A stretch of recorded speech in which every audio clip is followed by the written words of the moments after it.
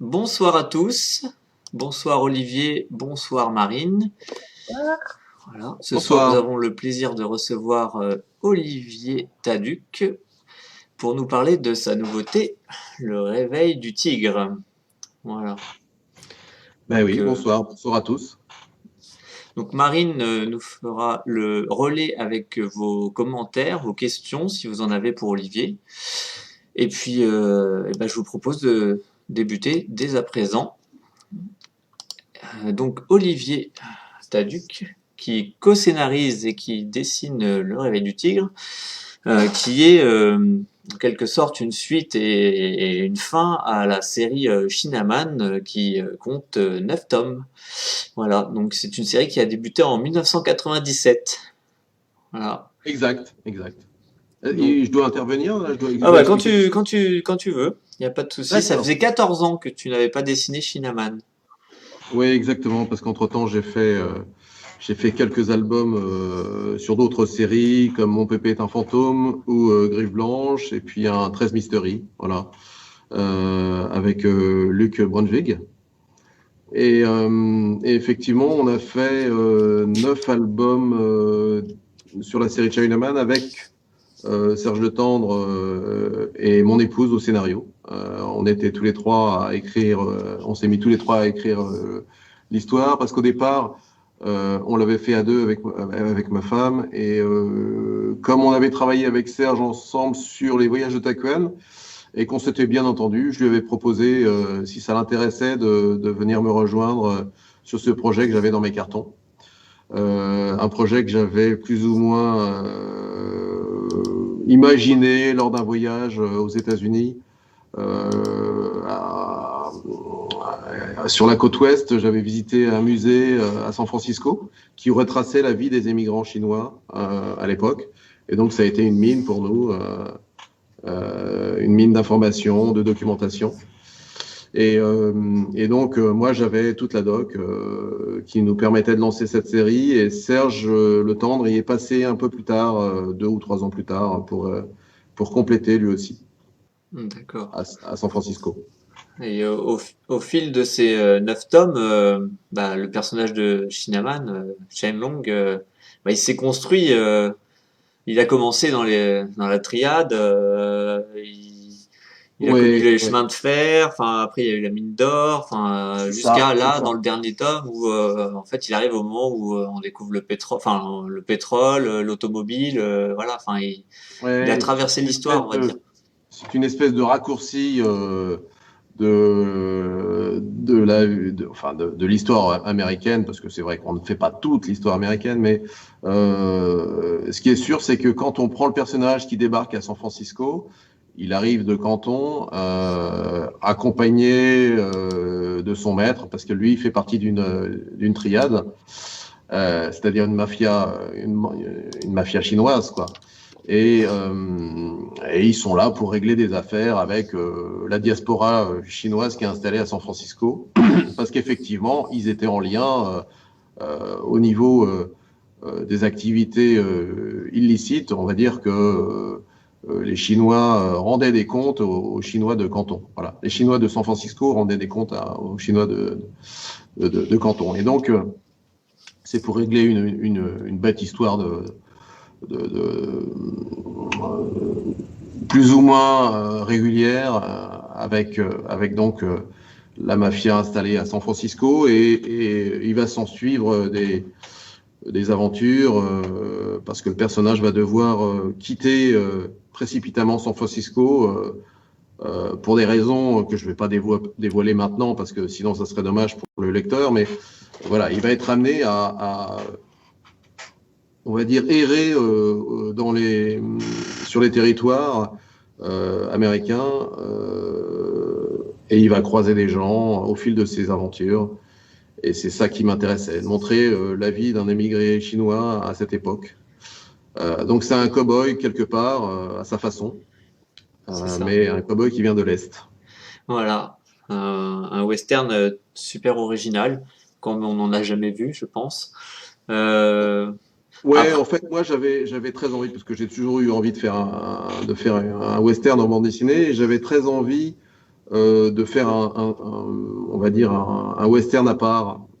C'est pour ça que je m'étais dit, ça serait bien si je pouvais trouver un angle d'attaque différent de ce qui se faisait à l'époque, c'est-à-dire il y avait Blueberry, il y avait Comanche, il y avait Jonathan Cartland, et puis j'en passe et des meilleurs, Jerry Spring et compagnie. Et donc je voulais me démarquer de ça. Et c'est comme ça que je suis tombé sur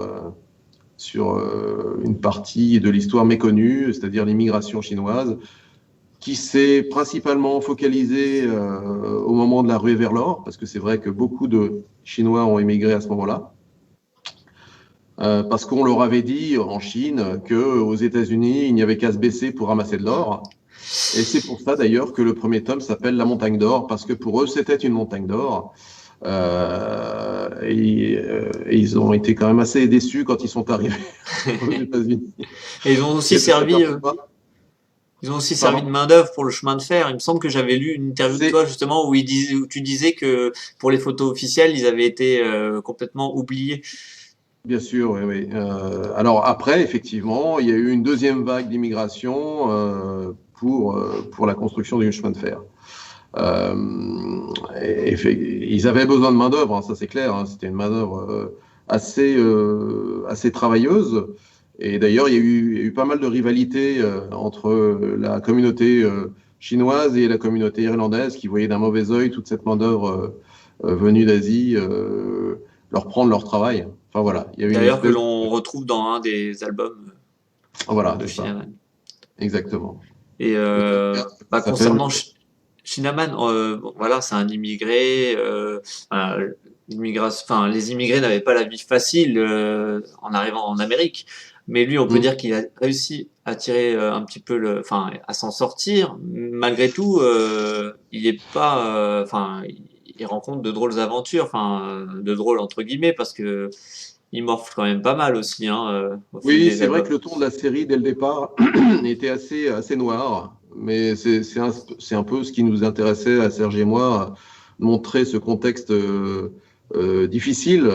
D'abord, il y avait beaucoup de racisme. Les gens ne se comprenaient pas. Les gens qui venaient d'Europe, c'est-à-dire les Irlandais, tous les Européens en général, avaient finalement assez peu d'éducation et ne connaissaient pas le monde tel que nous on le connaît à travers les cours d'histoire qu'on a eus et à travers les médias, à travers Internet. Enfin, ils ont découvert les gens, ils ont découvert cette communauté finalement sur le vif, quoi. Et c'est vrai que les gens ne se comprenaient pas, ils parlaient pas la même langue, ils n'avaient pas les mêmes usages, et ils n'avaient pas les mêmes coutumes, ils s'habillaient bizarrement. Enfin voilà, tout était fait pour que les communautés ne s'entendent pas, quoi. Ce qui fait que il y a eu effectivement beaucoup de scènes de violence dramatiques, et on voulait pas déroger au ton initial enfin à l'ambiance générale, on va dire. On voulait vraiment rester dans un ton relativement réaliste. Et c'est vrai que la vie des immigrants à l'époque n'était pas très gaie, quoi. D'ailleurs, la violence poursuit Shinaman, comme le dit Ada. Oui, lui, c'est un personnage un peu à part parce que c'est un combattant, c'est un homme de main à la base, donc c'est quelqu'un qui n'a pas peur de se battre ou d'affronter des adversaires, même à main nue ou avec un sabre. Donc c'est quelqu'un qui est en capacité d'affronter des situations compliquées. Sinon, on aurait pu faire une série un peu plus réaliste. Mais moi, ce qui m'intéressait, c'était de mêler un peu ce monde du western et les arts martiaux. Voilà, parce que moi-même, quand j'étais jeune, j'ai pratiqué les arts martiaux. Voilà, et puis de par mes origines, j'avais envie de marquer le monde du western par ce biais-là. Et puis j'imagine que certains aussi ont dû connaître la série qui s'appelait Kung Fu, qui passait dans les années 70-80 et qui était donc qui racontait la vie d'un émigré chinois aussi à l'époque aux États-Unis. C'est avec David Carradine, non? C'est ça, voilà. Ah, avec David Carradine. Qui était repassé, rediffusé aussi il y a quelques années. De temps en temps, ouais, de temps en temps, c'est rediffusé. Mais d'ailleurs, enfin, si le personnage de Chinaman il n'est pas ménagé, on va dire que la série aussi, elle a connu une drôle d'aventure éditoriale parce que elle a d'abord été éditée aux Humanoïdes Associés, après elle a rejoint Ouais, Dupuis et la collection Repérage, et puis là, ouais, le dernier tome, ce qui est un peu à part d'ailleurs, qui est pas présenté comme Chinaman, hein, qui s'intitule Le ouais, Réveil du ouais, Tigre, ouais. a rejoint la collection Air Libre. C'est Ouais, c'est ouais, quelque ouais. chose Non, de c'est vrai qu'on a eu, voilà, ça fait partie des aventures que peuvent connaître certaines séries qui passent d'un éditeur à l'autre. Ça peut arriver. Nous, on a finalement suivi notre éditeur de l'époque qui travaillait avec nous aux Humanoïdes Associés, qui s'appelle Sébastien Gneidig et qui a finalement changé de maison et atterri chez Dupuis. d'accord. Et il nous a proposé à l'époque, si ça nous intéressait, de le suivre et de participer justement à la suite des aventures, mais au sein de l'équipe du Puy. Et donc on a eu droit, grâce à ça, à une prépublication dans Spirou. Et ça, c'était fort appréciable. C'est Et clair. ensuite, effectivement, il s'est passé un certain nombre de temps. Comme je l'ai expliqué au départ, j'ai travaillé sur d'autres choses. Et, et quand, suite à une discussion avec une personne qui travaillait au marketing, une personne qui travaillait au marketing à l'époque où on a créé Chinaman aux Humanoïdes Associés, cette personne qui s'appelle Hervé Langlois, en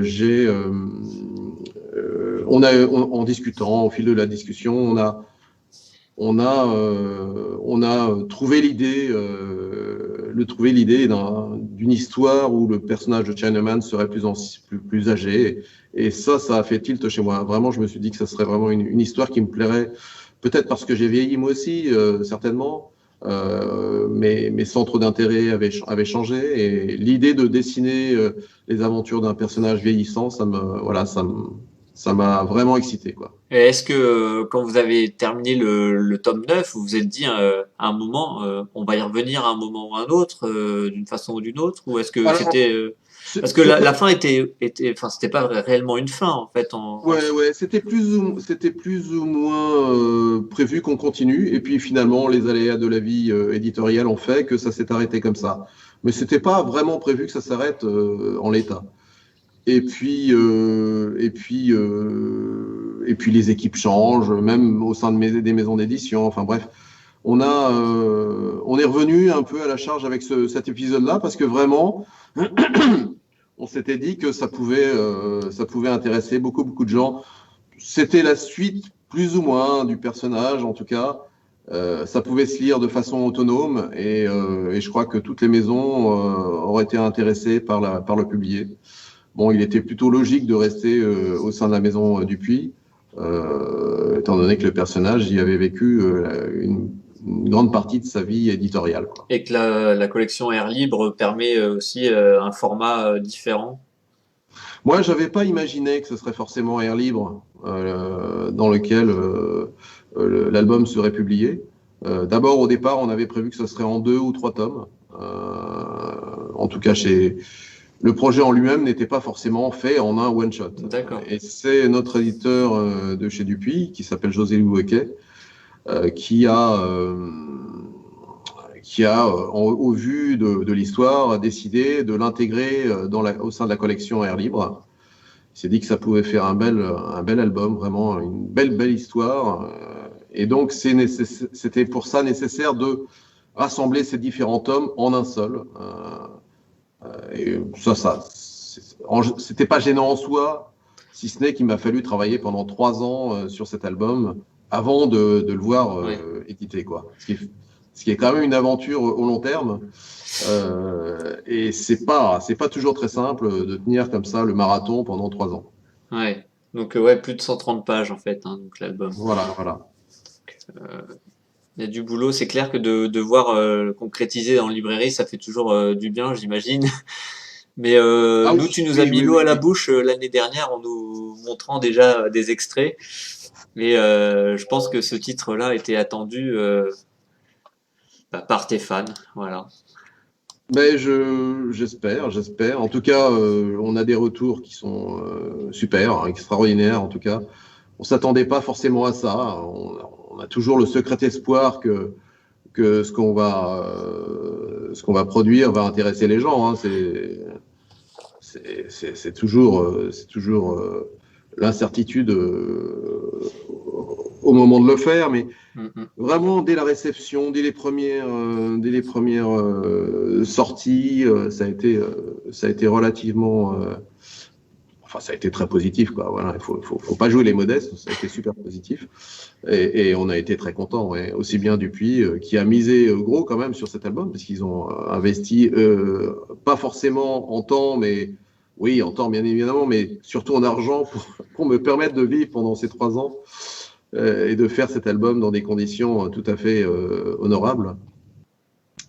Donc il a fallu être patient. Ouais. Surtout que j'ai participé donc à l'histoire, j'ai fait tout le dessin et ensuite je me suis cogné toutes les pages en couleur, quoi. Ce qui fait que c'est vraiment un album que je revendique de bout en bout, quoi. Euh, Avant de revenir là, juste à l'image que Ouais. je viens de diffuser, je le rappelle, hein, n'hésitez pas, si vous avez des questions pour Olivier, ou un petit coucou, ou quoi que ce soit, n'hésitez pas à réagir. Marine est là pour relayer. Des petits coucous, j'ai des petits bonsoirs. Ah, Ouais.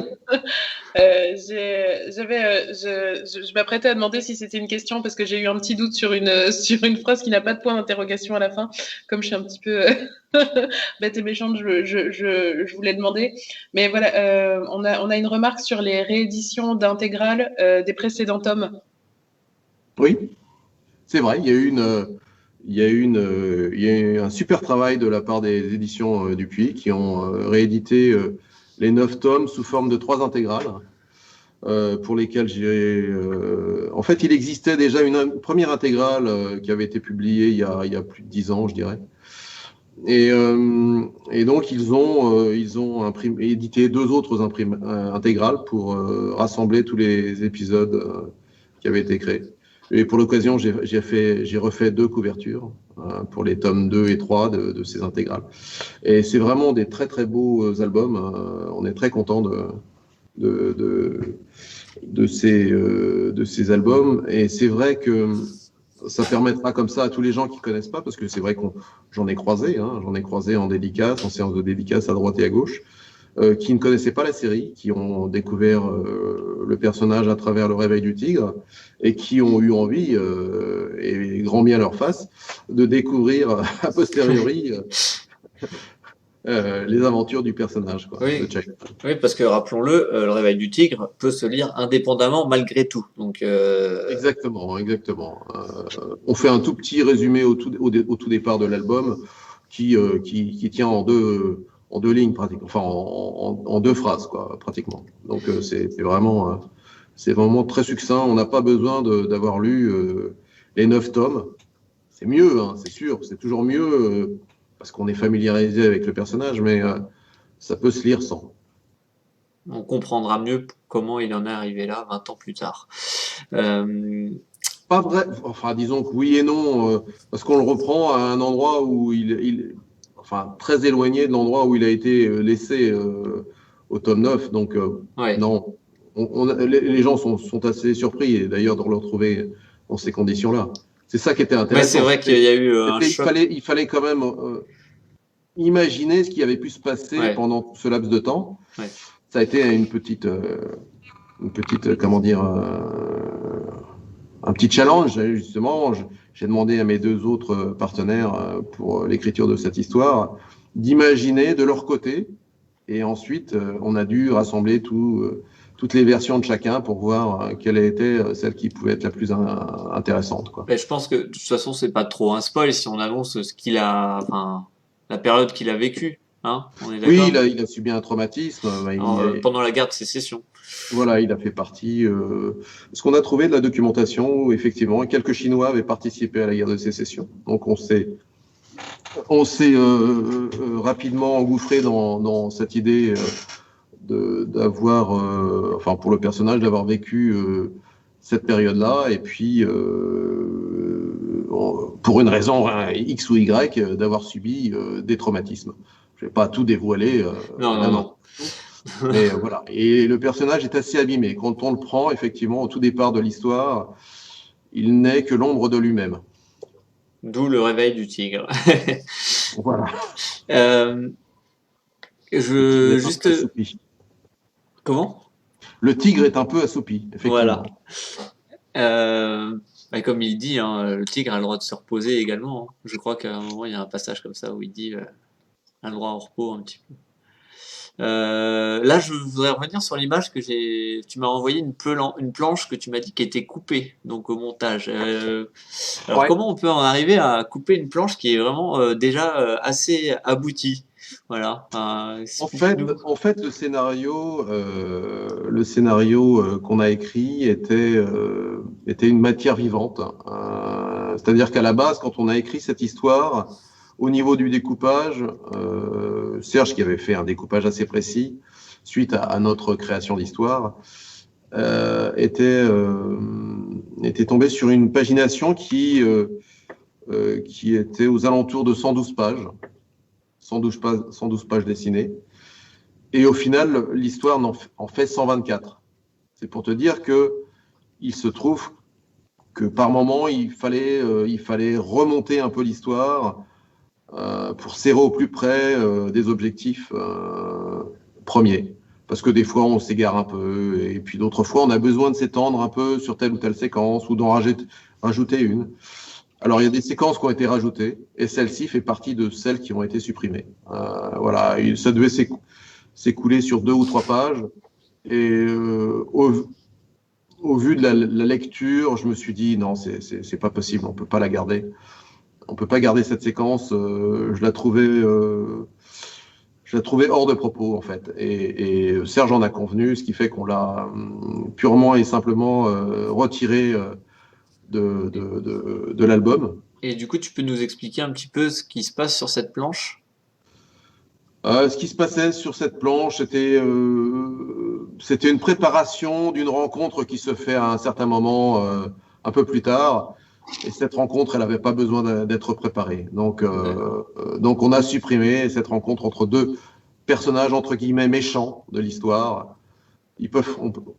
On peut très bien accepter que des méchants se retrouvent, comment dire, suppléer ou en tout cas trouve de l'aide d'autres méchants, si ça peut créer un blocage supplémentaire pour les principaux protagonistes. C'est plus difficile de l'accepter si ça tombe comme ça en tant que Deus Machina pour aider les bons. Voilà. D'accord. C'est pour ça que je me suis dit que c'était pas indispensable. Et je crois que ça passe très bien dans le récit. Les gens ne sont pas choqués par cette idée. Donc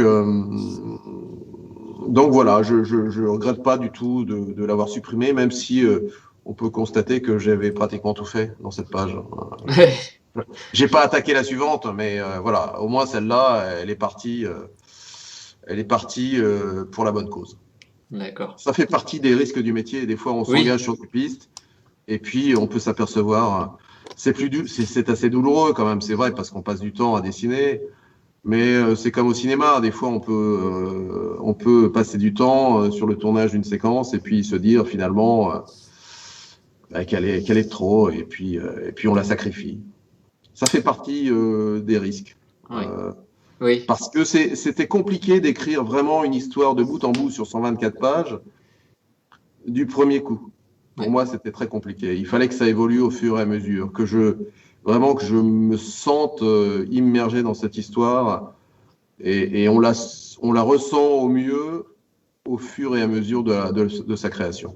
Mais d'ailleurs, tu dessines séquence par séquence, enfin, dans l'ordre chronologique ou il y a des séquences que tu peux dessiner avant d'autres? Non, je fais ça tout le temps de façon très chronologique.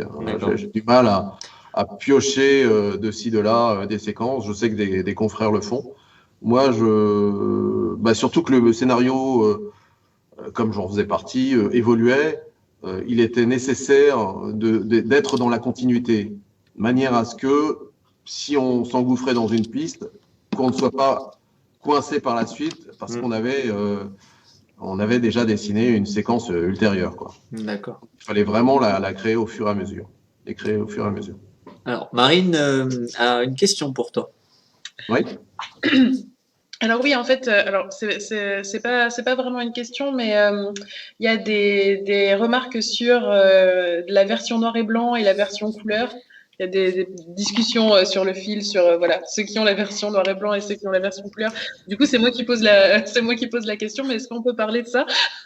Pourquoi Ouais. pourquoi deux versions? Est-ce qu'il y en a une à préférer? Est-ce que voilà comment on a une version noir et blanc, une version Alors, il se trouve que quand j'ai commencé à porter les pages à mon éditeur, tout de suite, il a vu la qualité de mes noirs, c'est-à-dire Généralement, quand je dessine des pages, surtout depuis que j'ai fait 13 Mysteries, j'ai envie de rajouter des aplats noirs, en tout cas de créer de la profondeur et de la tension grâce aux aplats noirs. Et au vu de ça, l'éditeur m'a dit, bah, on va faire une édition noir et blanc, c'est super. Donc moi j'étais, on va dire, à 1000% d'accord, parce que en tant que dessinateur, on apprécie le dessin pur, et il n'y a rien de tel que de voir un album en noir et blanc pour le voir. Ce qui fait que on a eu droit à cette édition. Et voilà, je suis très content de ça. Après, ça n'empêche pas les gens de bifurquer sur la version couleur. C'est pas un problème. Mais c'est quelque chose que tu voulais faire depuis longtemps, de toute façon, avoir un album en noir et blanc pour. Oui, j'ai toujours eu envie de ça. Ouais. Alors, j'y ai déjà eu droit. Hein. J'en ai eu un sur 13 Mysteries, j'en ai eu un sur le tome 6, je crois, le tome 6 de Chinaman. Voilà, de temps en temps. J'ai eu droit à des éditions étrangères en noir et blanc, en Italie, je crois même. Enfin bref. Mais c'est vrai qui est en plus petit format, il me semble. Hein. Oui, c'est ça. Mais c'est vrai que c'est agréable d'avoir le. Moi, j'aime beaucoup regarder aussi les albums des confrères en noir et blanc. Hein, donc, je sais que ça pouvait faire plaisir à certains de mes copains, quoi. Donc. D'accord. En plus, et le public aussi, amateur oui. de dessin en noir et blanc, je crois qu'il est assez ravi. Et je pense que le fait d'avoir aussi publié sur ma page Facebook et sur YouTube des petites vidéos où je montrais comment je dessinais ou comment j'ancrais, ça a contribué à donner envie à pas mal de gens.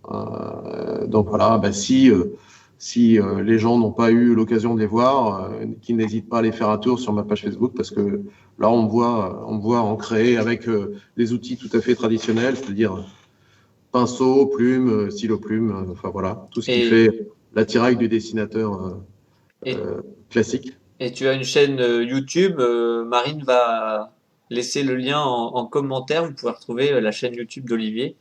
Je suis en train de partager ça. Okay. Voilà. Est-ce que tu avais un autre retour ou pas à transmettre?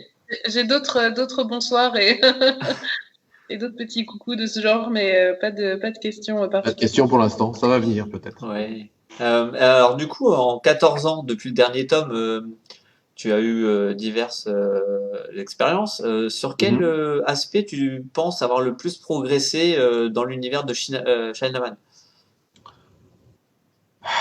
C'est difficile à dire. Je pense que j'ai. Moi, je dirais que mes principales qualités sont un dessin réaliste, relativement soutenu. Je pense que j'ai perfectionné mon art au fur et à mesure de tous les albums que j'ai pu dessiner. À part la petite parenthèse entre guillemets que j'ai pu faire sur Mon Pépé est un fantôme, qui était dans un registre humoristique. Ouais. Mais j'ai continué sur cette lancée du dessin réaliste et je pense que voilà, on progresse au fur et à mesure des années, jusqu'à un certain point d'ailleurs. Et puis après, la lente descente commence. Mais là, pour l'instant, j'espère, ou je vais toucher du bois, je crois que je n'y suis pas encore, à mon sommet, que j'ai encore de nombreuses années encore devant moi pour continuer à dessiner sur ce niveau-là. Et puis je pense que j'ai aussi perfectionné ma façon de raconter. Moi, je porte un intérêt énorme à la lisibilité, au choix, enfin à la narration, quoi, la narration de bande dessinée. Qu'est-ce qui fait qu'un album, on rentre dedans facilement, on ne se perd pas, on ne se pose pas des questions inutiles, on est happé par l'histoire et on oublie qu'on lit. En fait, c'est ça mon propos. C'est de donner envie aux gens de suivre l'histoire sans être heurtés. Que ce soit pas trop bavard non plus, que ce soit. Enfin voilà, c'est tout un équilibre assez compliqué et qui nécessite quand même une certaine expérience. Voilà, je pense que c'est un peu ça mes qualités. Et puis après, j'apporte un certain goût à cadrer aussi, à savoir ce qu'il faut raconter, à savoir ce qu'il faut prioriser dans une image. Ça, je pense que ce sont mes points forts, quoi. Voilà. D'accord. Alors, pour revenir à dernier album, tu disais tout à l'heure que, enfin, avec la série, quand vous avez fini le tome 9, vous étiez parti pour en refaire d'autres, éventuellement d'autres. Est-ce que Oui. vous auriez imaginé à l'époque donner un fils à Chinaman? On s'était pas posé la question. On savait que de toute façon, il attendait un enfant, mais il le savait pas. Parce D'accord. que ça se termine à la fin du tome 6, non? 6, 7. non, 7, je crois. À la fin du tome 7. Ouais. À la fin du tome 7, le Oui. personnage, sa compagne, le quitte. Et elle le quitte parce qu'elle n'en peut plus de toute cette violence qui entoure le personnage, bien malgré lui. Hein, c'est pas forcément ce qu'il recherche, mais c'est vrai que pour raconter des histoires intéressantes, en tout cas, il faut toujours à un moment créer des enjeux et heureusement ou malheureusement pour lui, il se retrouve au milieu de problèmes et qu'il doit gérer, quoi. Et heureusement pour nous, parce que sinon on aurait arrêté de raconter. Notre propos, c'était pas de faire la petite maison dans la prairie, donc Oui, voilà, fallait pas que ce soit trop une vie pépère. on a décidé que le personnage aurait du mal à vivre sa vie de couple. Ouais. Et donc la compagne qu'il avait à l'époque le quitte et à la fin de l'album, on découvre qu'elle est enceinte.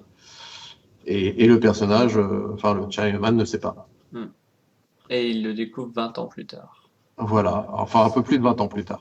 On sait effectivement qu'il allait avoir un enfant et quel était-il? Ben voilà, on le découvre et on le sait, on le découvre très vite, hein, au début Oui. du Rêve du Tigre. Il n'y a pas de spoil. Hein. Non, c'est pas un grand mystère. Ouais. J'aimerais bien parler maintenant de ton travail. Je sais que sur les illustrations, tu travailles en grand format pour tes illustrations. Oui. Et Oui, au niveau je peux en montrer quelques-unes, hein, par exemple. Allez. Des exemples comme ceci, c'est des illustrations assez grandes. Magnifique. Qui font, voilà, hop, comme ceci.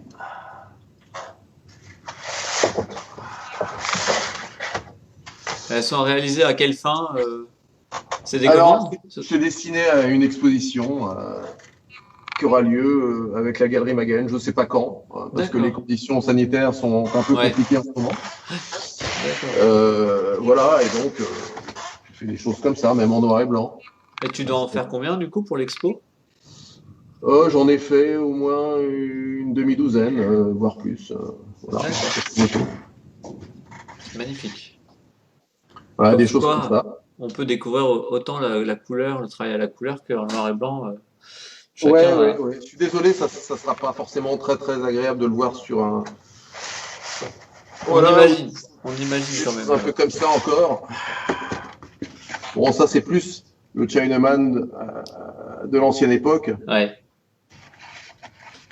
Voilà, c'est un mélange de toutes ces périodes. Et ça, c'est une illustration beaucoup plus proche de ce qu'il y avait, de ce qu'il y a maintenant, quoi. D'accord. Ça, d'ailleurs, ça pouvait être une couverture. C'est une illustration que j'ai faite à partir d'une option de couverture qui a été écartée. Voilà. D'accord. Et du coup, pour les planches, tu me disais hors live que tu travaillais donc à l'ordinateur. Après, tu reprenais, enfin, c'était un mix entre l'ordinateur et le numérique et le tradi, ta Oui. technique.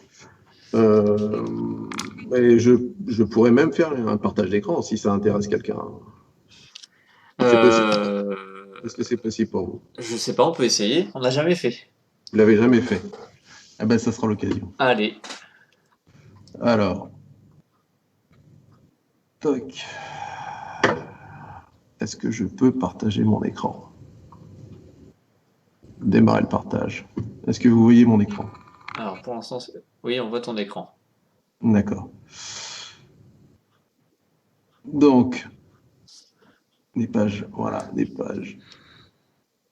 Alors, je vais t'enlever parce que sinon tu es dans le passage.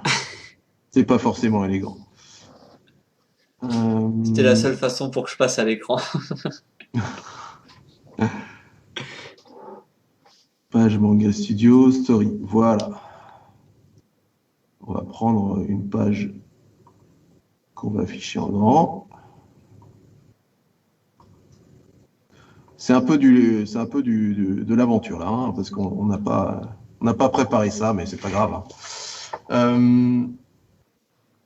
Qu'est-ce qu'on va trouver comme page un peu C'est de intéressante? l'inattendu, mais c'est de la bonne info. Voilà. Et en plus, ça marche. Donc, c'est ça qui est intéressant. Ah non, ça, c'est des versions aplaties. Mince. Excusez-moi. C'est un petit raté dans la production. Oui, c'est gris, 1200. Cover. Je m'y perds, hein, parce que ça fait un petit moment que je ne suis pas revenu dessus. Voilà, c'est là. On va repartir sur la même page. Voilà. Donc, elle est ici.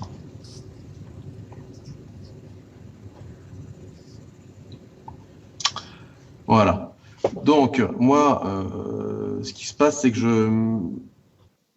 je dessine ma page principalement sur l'ordinateur au départ. Alors, je vais essayer de vous montrer ça. Voici, ça c'est un crayonné, mais il doit y avoir des crayonnés moins précis. Voilà.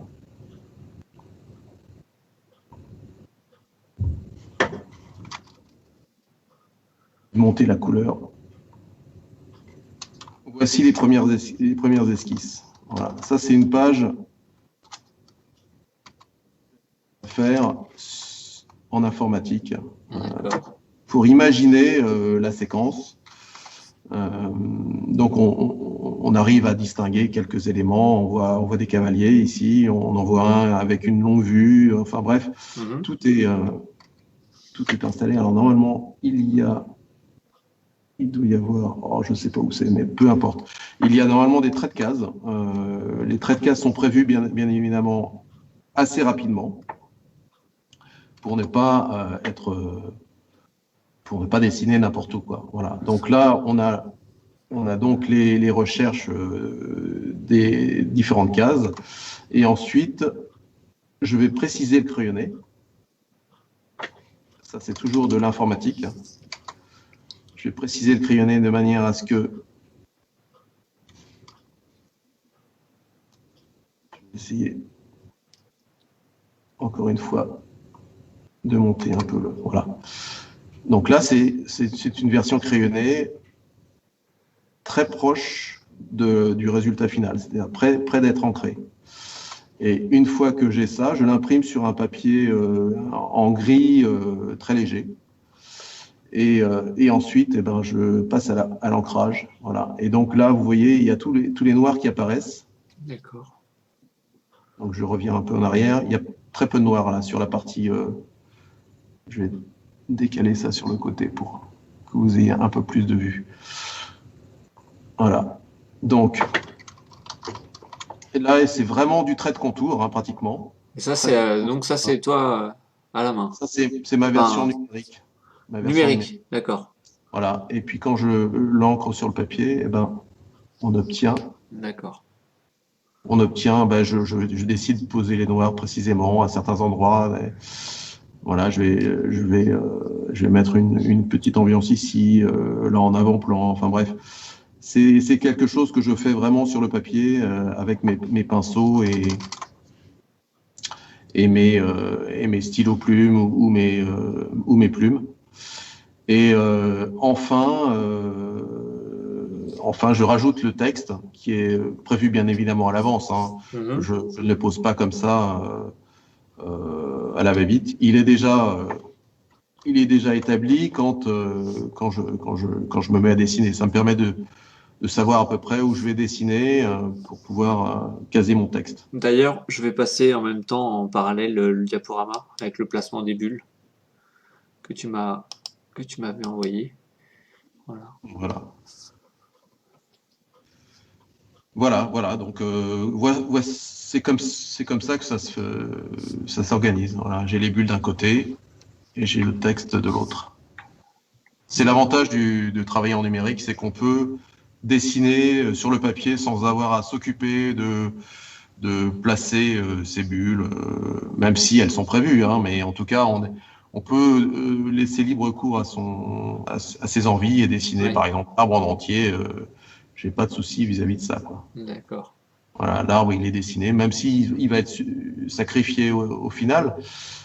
Ben, pour moi, c'est plus agréable, voilà. Et puis Après, ça fait des originaux aussi assez voilà. sympathiques parce qu'on a une image sans être Voilà. Tes originaux sont sans bulles.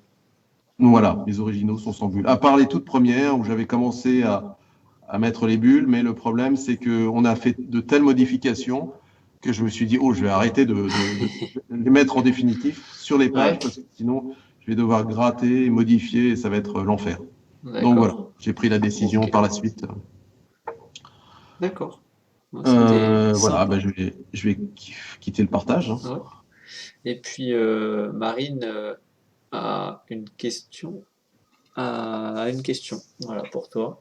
Oui. Oui, c'était sur les retrouvailles avec Serge, si après tant de temps ça s'est fait naturellement. En fait, Serge et moi, on est amis dans la vie, donc on se voit assez régulièrement, même si lui habite sur Rennes et moi sur la région parisienne. Il nous arrive de nous recroiser en festival ou d'aller passer quelques jours de vacances chez l'un ou chez l'autre, parce que ça lui arrivait aussi de passer sur Paris, et donc il venait très régulièrement à la maison. Donc ça, de ce côté-là, il n'y a pas de souci. Et puis surtout, entre-temps, on a fait une autre série qui s'appelait Grive Blanche, donc on a continué à travailler ensemble sur Ouais, autre 3 chose. tomes. Voilà. Il y a juste quand j'ai travaillé sur Mon pépé est un fantôme et puis sur le 13 Mystery que je n'ai pas continué à travailler avec lui, quoi. Donc on est en lien. On se connaît depuis plus de 30 ans et on se voit très régulièrement, quoi. D'ailleurs, tu parlais de 13 Mystery, donc c'était le tome 11 que tu avais dessiné. Oui. Tu as tu as en projet maintenant un album sur le Major Jones. Ouais, j'ai été contacté par Yann, par le scénariste Yann et les éditions d'Argo.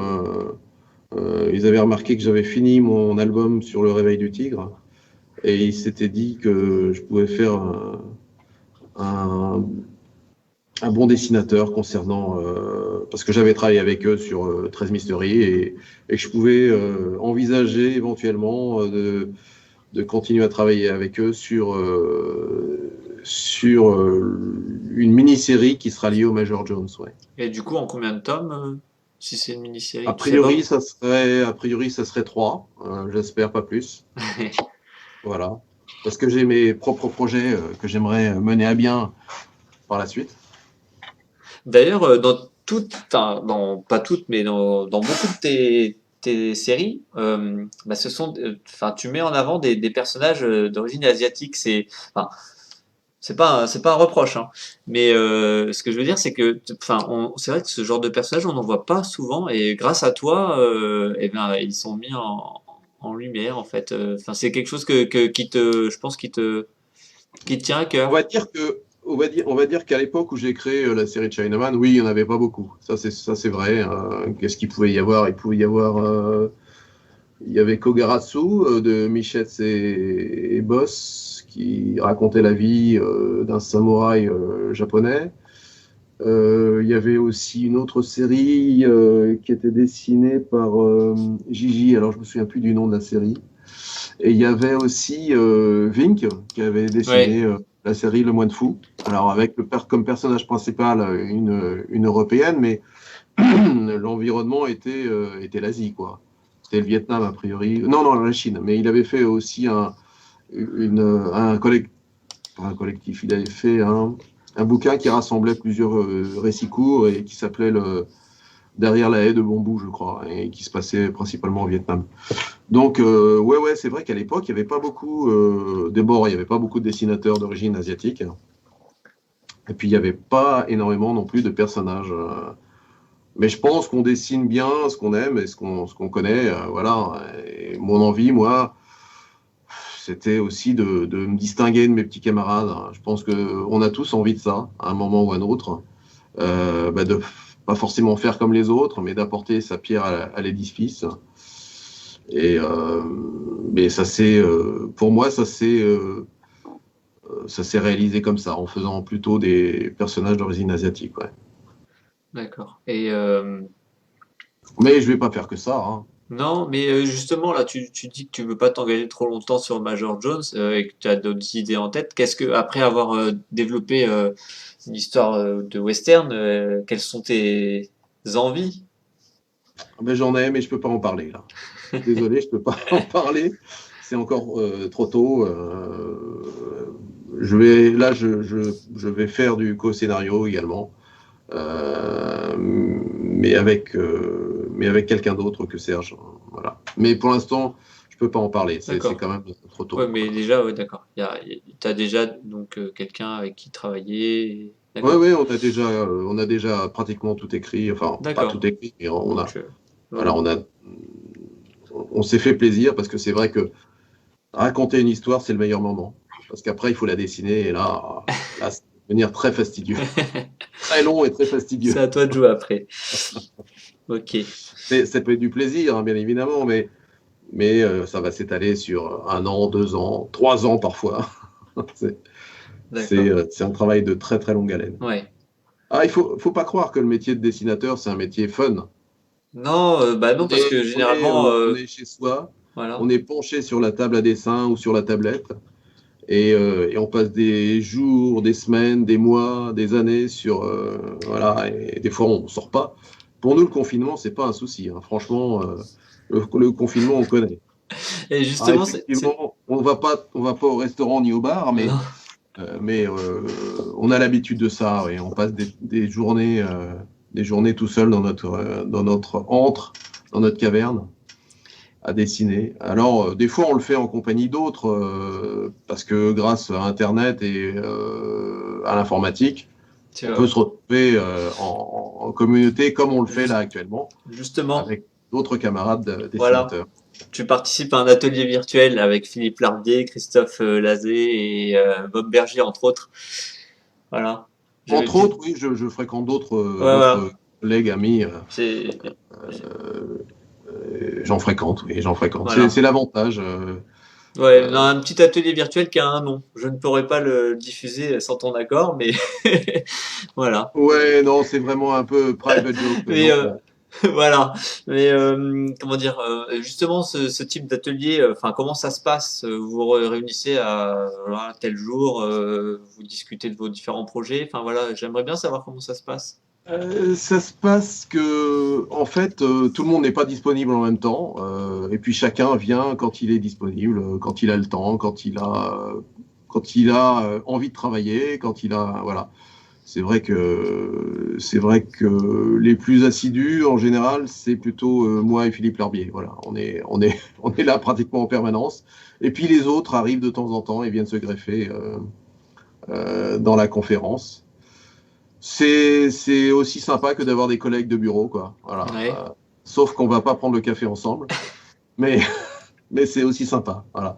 Ah, on peut raconter des bêtises, hein. C'est vrai qu'on en raconte, mais ça crée une bonne ambiance.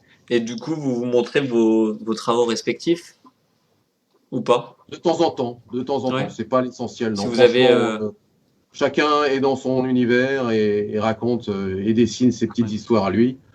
Il peut m'arriver de demander à droite et à gauche. Avec Philippe, d'ailleurs, oui, ça peut lui arriver. Ça m'est arrivé de lui montrer ce que je faisais sur le réveil du tigre et puis de lui demander son avis. Ce qu'il a très bien fait d'ailleurs, et je l'en ai remercié au début ou à la fin de l'album, parce que ça dépend la version noir et blanc ou si c'est sur la version couleur, les remerciements ne sont pas placés au même endroit. Mais voilà, il a été remercié de vive voix. Et sinon, non, on parle de la vie ou des problèmes de chacun ou des joies de chacun, voilà. Parce comme on est auteur de BD, il y a toujours des constantes. Hein, est-ce qu'on est invité à tel endroit? Est-ce qu'on a vendu beaucoup d'albums?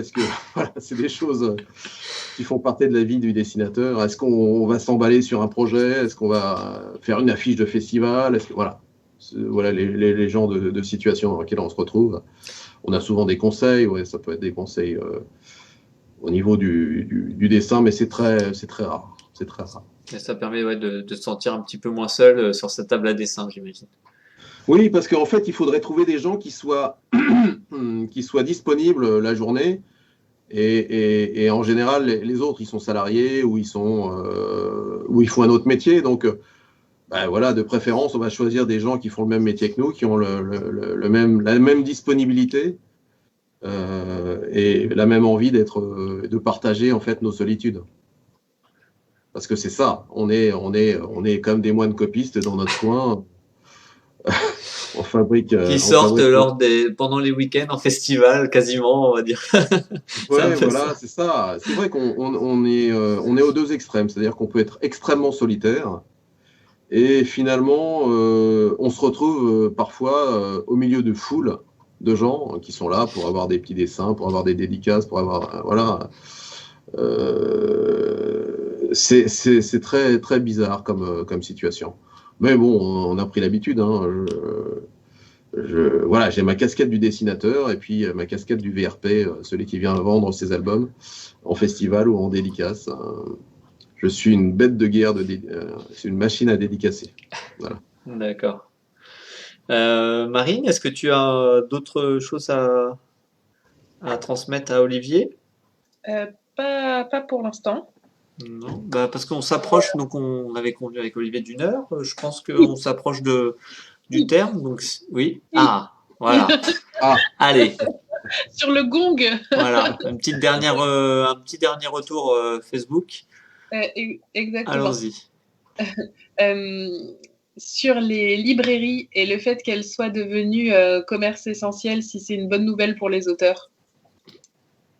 Et oui, on va pas se leurrer. Oui, c'est une très très bonne nouvelle. Oui, c'est excellent. C'est vrai que le premier confinement a été très très dur, hein, je pense, pour les libraires et pour les auteurs, hein, parce que la situation va être un peu compliquée. Alors, à l'échelle de la vie quotidienne des Français, je pense que pas mal de sociétés vont se retrouver un peu dans la panade, hein, malheureusement. Et les auteurs de bande dessinée également. Donc, le premier confinement était très dur. Je pense que le deuxième, les librairies se sont adaptées et ont commencé à envisager le click and collect. Ouais. Les déconfinements ont été extraordinaires. Je crois que beaucoup de librairies ont très très bien marché, mais on va dire que les lecteurs se sont quand même bien précipités sur des titres phares. On va dire que certaines séries ont tiré leur épingle du jeu parce qu'elles étaient très attendues.